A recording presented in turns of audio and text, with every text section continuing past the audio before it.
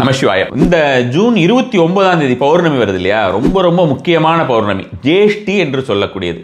ஜேஷ்டினா என்ன, ஜேஷ்டம் அப்படின்னா என்ன அப்படின்னு பார்த்தா உயர்வை கொடுக்கக்கூடிய விஷயம் அப்படின்றது. இந்த ஜேஷ்டா நட்சத்திரம்னு கேள்விப்பட்டிருப்பீங்க. அதாவது நம்ம தமிழில் கேட்டைன்னு சொல்லுவோம்.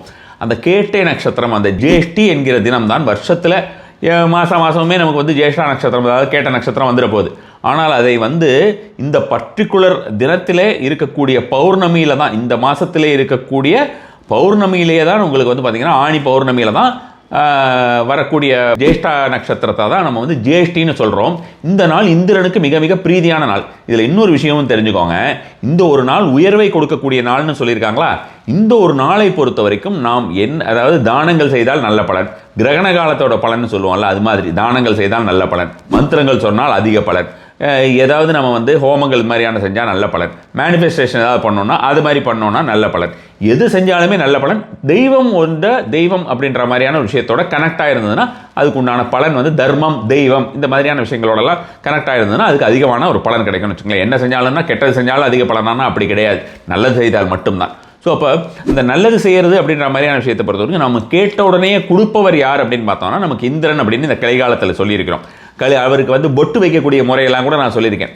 அவருடைய ஆகர்ஷண சிலைகளும் நம்மளிடம் இருக்கிறது.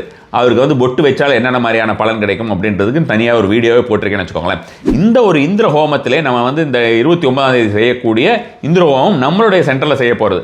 நிறைய அன்பர்கள் வந்து நம்ம இப்போ ரெகுலராக வெளியில் நம்ம ப்ரோக்ராம் பண்ணிக்கிட்டே இருக்கிறதுனால அவங்க என்ன நினைக்கிறாங்கன்னா, இந்த ப்ரோக்ராமும் டைரெக்டாக ஏதாவது ஒரு திருமண மண்டபத்தில் இருக்கும், நம்ம வந்து கலந்துக்கலாம் நினைக்கிறாங்க. இந்த ஒரு ப்ரோக்ராம் வந்து கண்டிப்பான முறையிலே யாருக்கும் நேரடியாக வருவதற்கு அனுமதி இல்லை, ஏன்னா இடம் இல்லை.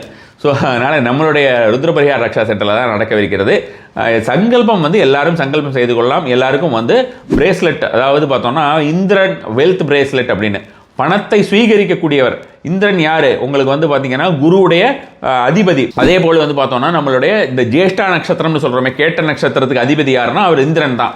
குருவுக்கு உண்டான அதிபதியுமே இந்திரன் தான். சுக்கிரனுக்கு உண்டான பிரத்யதிபதி அவர் யாருன்னு கேட்டாலுமே இந்திரன் தான். ஸோ அப்போ ஒரு ரிலேஷன்ஷிப் வேணும், எனக்கு எல்லாருக்கும் அட்ராக்டிவாக தெரியணும் அப்படின்ற மாதிரியான விஷயமாக இருந்தாலும் சரி, எனக்கு செல்வம் ஏகப்பட்டது வரணும் அப்படின்ற மாதிரியான நினைத்தாலும் இந்த ஒரு ஹோமத்தை விட்டால் வேறு வழி கிடையாது. இந்த ஒரு நாளை விட்டாலுமே வேறு வழி கிடையாது. இன்னும் அடுத்த ஒரு வருஷத்துக்கு. நமசிவாய.